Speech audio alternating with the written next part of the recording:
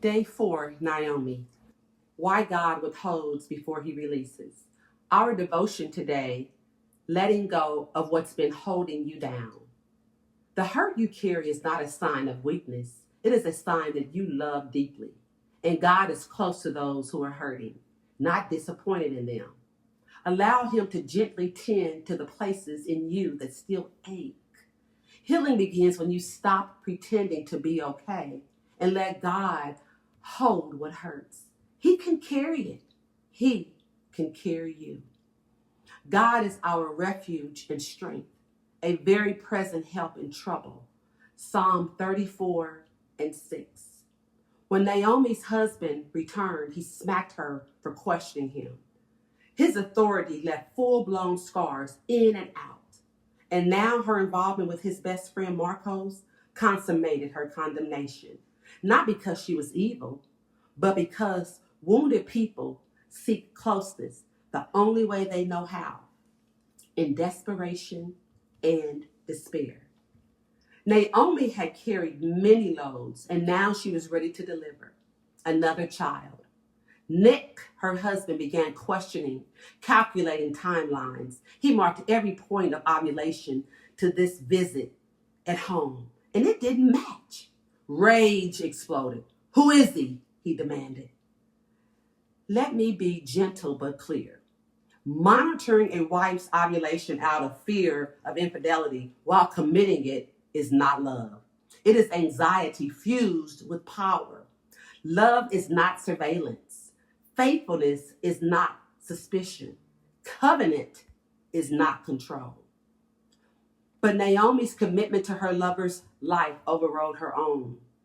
Nick brutally beat and sexually assaulted her.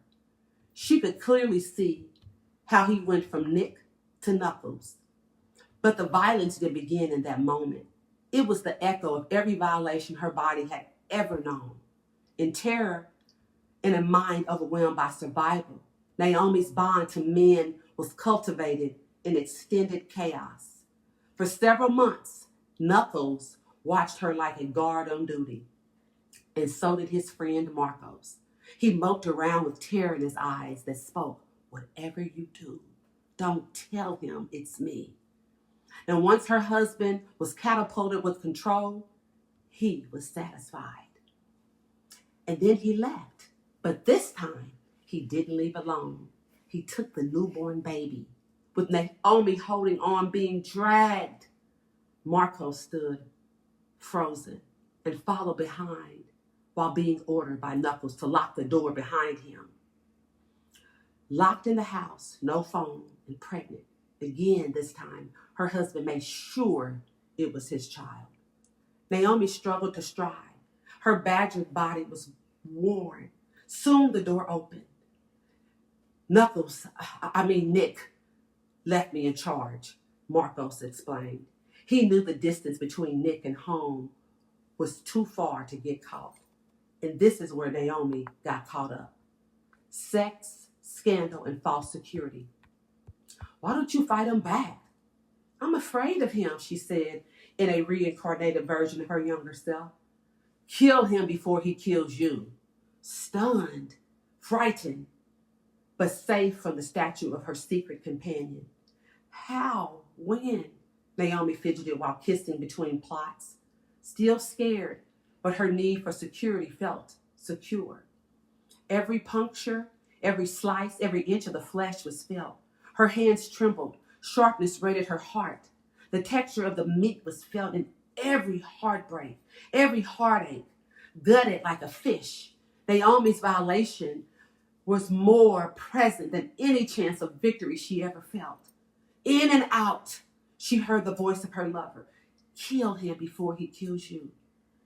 Did her lover for her husband mean like actually kill her? Did her love for her husband was hoodwinked into waiting too long? Was it too late? Looking in Nick's eyes, she saw flashes of him holding her, hitting her, and humiliating her. The portal of her mind televised her kids smiling back at her through Nick's eyes. This strong resemblance erased any kindred trait of her in her children. Blood spattered, trickled And it tricked her into her forgiving everything Nick had ever done or planned to do. In this travesty, she saw Nick, not Knuckles. She could see Nick, she could. Then she saw Knuckles. Love and hate rose. Naomi's heart hurt, but it was ready to escape the Jekyll and Hyde union she no longer wanted to be attached to. But then, for a second, she wanted it all back. She wanted her husband back. Every slash was a chance to gain serenity. She wished there was a reverse button to push in her reckless revival.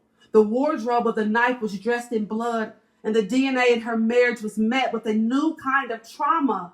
A new kind of trauma. I would like for us to look at a few questions. What labels have you accepted about yourself because of your past? Which of those labels did God ever give you in the last? If you were not ever damaged, who would you be? Thank you for joining today.